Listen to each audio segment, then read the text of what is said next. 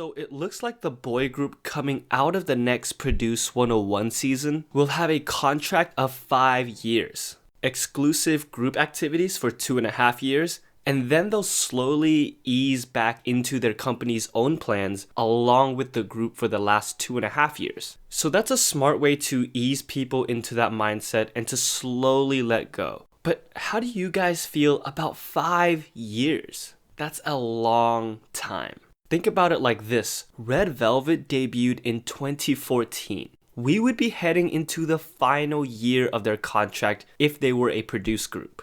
Fake Lover would have been BTS's last comeback. Think about that. That's heartbreaking, right?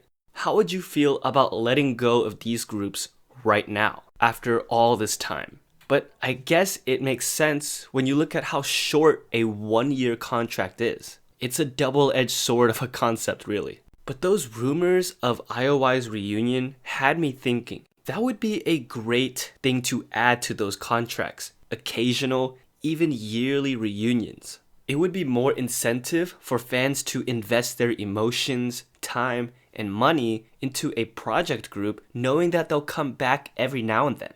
Like, how many of us want that IOI reunion?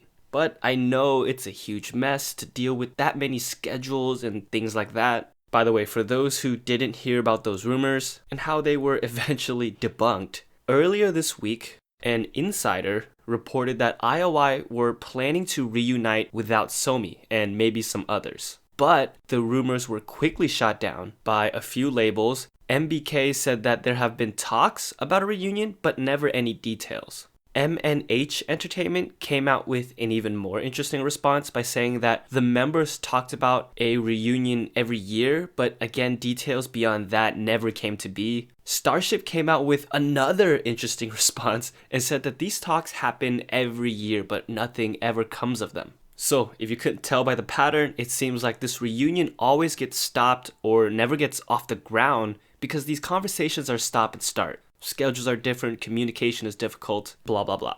If it were just up to the members, I think they would certainly do it. Chungha has said many times that she misses them and wants to do it. But speaking of Chungha, she's already on the path to solo success, and Somi is about to debut but has already made a bit of a name for herself. So does their success make it more likely for a reunion, or more likely for their labels to want to distance their names from it? If you can hash out the logistics, this would be a fantastic move, at least for Produce 101 and CJE&M. Again, you give people an enticing reason to watch the show and get to know the talent. By lessening that fear of the audience wasting their time, ensuring that this group will come back every so often.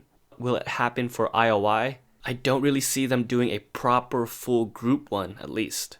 Especially if some of the members see success and others don't. And if the rumors about CJ&M's relationship with YG are true, it doesn't look good either. That's another topic for another time though.